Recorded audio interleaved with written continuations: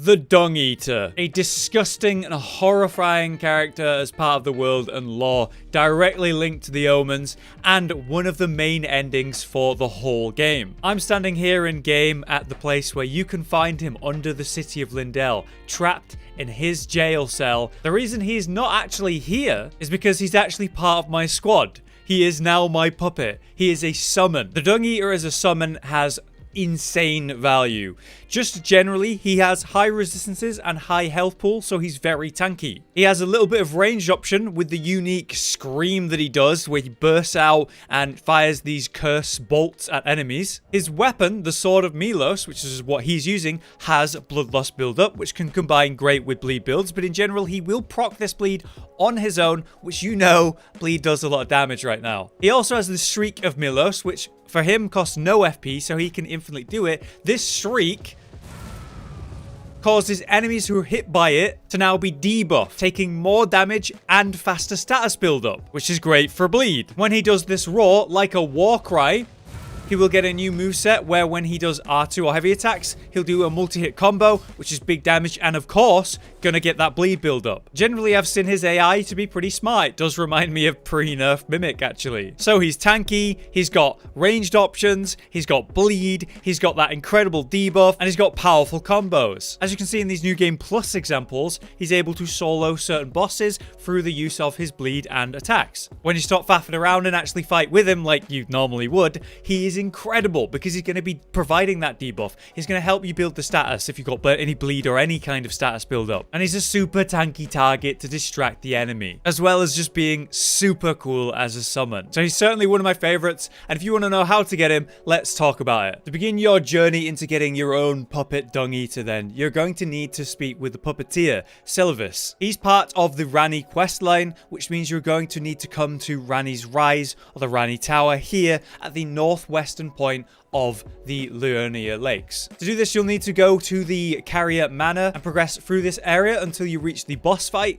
After defeating the boss fight, you've got the 3 towers area, and again, you need to go to Ranni's Rise, to the Ranni Tower. We go inside and we go speak to Ranni, and we basically tell her, yeah, actually, we're looking for a job, we'll work for her, we'll join her merry little band. At which point she'll say, go speak with my band then, which is Iji the Giant, Blaith the Awesome Half-Wolf, and Seluvis the puppeteer. As horrible as he is to you and everyone he knows, we need him. He'll mention to you that he wants to speak to you privately in his tower. His tower is just to the southeast, very easy to get to, so just run over there and go speak to him. He will give you a mission to give this potion, this blue potion. He wants you to make sure that a character called Nephili drinks it. Naturally, this guy's a jerk. We don't care about him, but we do want his power and his purposes. So we're going to use this potion for ourselves. What this potion does is it's going to transform that person that you give it to into a suitable puppet. Now, the Dung Eater has a storyline that's very important, and as I mentioned earlier, is part of one of the main endings of the game.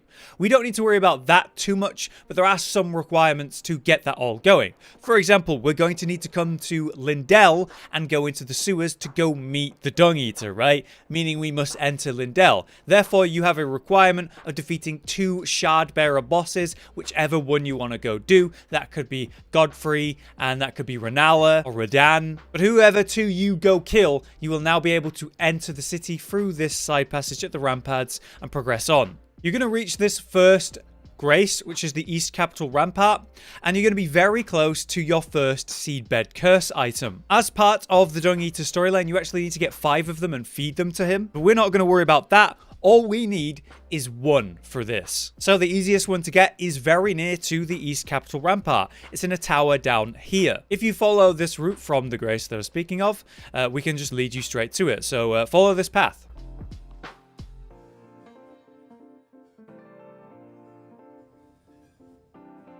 We just have to make it to this elevator and go down, and what you can see across the way, right there in that room, is the item. That is what we need to go pick up. So all we have to do is go into this building and go upstairs all the way to that item. And here we are, there's the body, and on it is the item, the Seedbed Curse. Now we have that, we can go speak to the Dung Eater, who should have appeared in the round table, past the Twin Maiden husks on my right here. And he will be in this room right here, and you can speak to him. Now, if you haven't spoken to him before, he'll assume you've never seen the curse, or he's just not really interested in you. But once you have that curse item, he will suddenly perk up and be interested in you. So speak to him when you've got that, and he will suddenly say, here's this key to free me, go free me, and I will kill you. Which is a really nice offer, but yeah, we're gonna go do that. Now, while the sewers is generally a very complex and annoying area to wander around if you don't know your way, fortunately, how we get to the Dung Eater is quite straightforward. I'm here at the Avenue balcony, which is down the main road of Lindell, and we've got to get down there to the underground roadside grace. To do so, I'm just going to run down these stairs and run straight forward until I'm in line with the wing of the dragon here. I'm going to turn left at the wing and sort of just jump over the side here, and there's going to be a well. This is the entrance to the sewer that you're looking for, and on your left is going to be a door you can push open. We drop down and progress through the sewer area. And now you're in the area where the grace is. So we turn left at this ladder and hop on down. Straight ahead of me on my left is the grace that we needed to go to. Now, from the underground roadside grace that we're standing at, we're going to leave that room and turn left and run to the end of this corridor and drop down. Here we go. We're going to run down this route. All these rats. There's going to be a sewer entrance on the right. Going to ignore that. Like I said, we're going to turn left. There's going to be 3 flowers and then a ladder. There's the ladder. We're going to climb up this. And once we're up the ladder, we're here. Now, I would recommend you hold the wall on the right to avoid the hands that are going to ambush you here. They're quite annoying. We're just going to ignore them and not aggro them at all. And this is the doorway with the Dung Eater. You use the key and you'll be able to enter and speak to him. All you need to do is tell him you're free now. Just get out of here. And try not to think about what he was doing when you got here and the things that he was saying. The horrible, horrible things. So we need to return to the round table hold and go see the Dung Eater, who is now missing because we freed him. There's a message there now. It says, I'll defile you next. Come to the outer moat.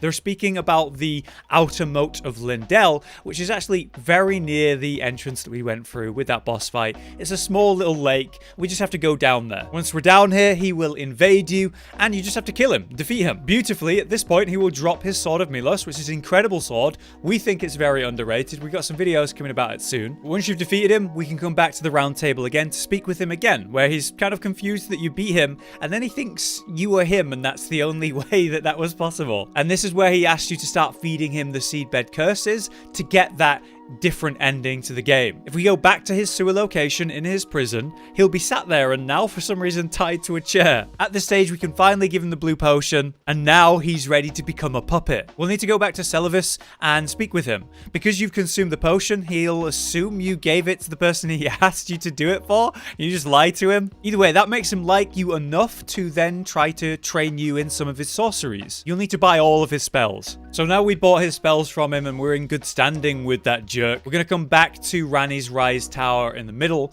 and we're going to go to his secret area, his secret room. So we just come out here and turn left, and there's going to be these ruins kind of immediately in front of us, and what you'll see is this entrance here on my screen, and in the actual recording I did, you'll need to do a plunge attack to reveal it right in the middle of the spot, and then go down into the room. This is where he's doing all of his puppeteering, and you can see some interesting characters in here, a few interesting puppets. There's some serious lore to a couple of them, which is very interesting, and a message on the right which says, Seluvis's puppet, do not touch. Either way, there's an illusion wall on the left of that we hit. We can come into this back room. And on our left, would you look at that?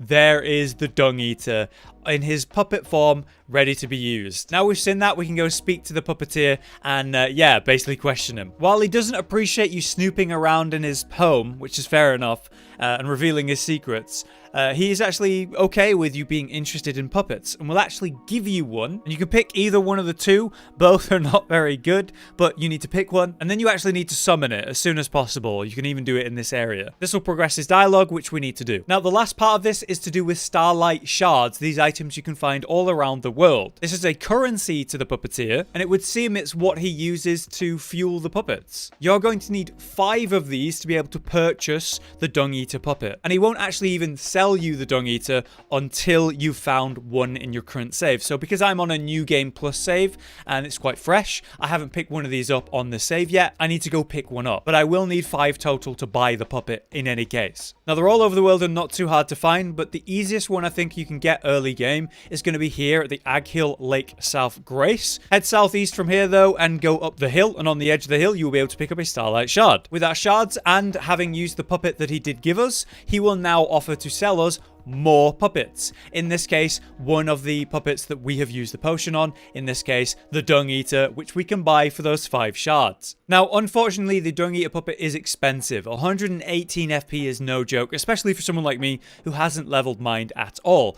But if you aren't aware, there's a trick you can use with the Wondrous Physic Flasks to give you a brief period where you don't actually need any FP to summon or cast any spells. So I drink it, and now I have infinite FP for a period, which then allows me to summon any summon, no matter how expensive it is, like the Dung Eater here. To mix your Wondrous Physic in that way, what you need is the Cerulean Hidden Tear. That is found at this minor Erd tree in the Volcano Manor or Mount Gilmer region. Defeat the guardian of that tree and you will get that Cerulean Tear. But there you have it. That is everything Dung Eater puppet. He is awesome. A great option in general. The fact that his scream makes the status build up faster and also the enemies take more damage is just ridiculously strong, even if he wasn't a good summon on his own. He's got good AI though. He's very tanky. He's got good damage. He's got bleed himself. So if you summon him and forget about him, he's going to be very useful, but he's going to survive long fights with you and be very versatile in general. So certainly a powerful summon and one not to sleep on. But that is the video. I hope this was interesting or useful to you. If it was, please drop a like so we can keep making more videos like this. But otherwise, I've been Hollow, you've been you.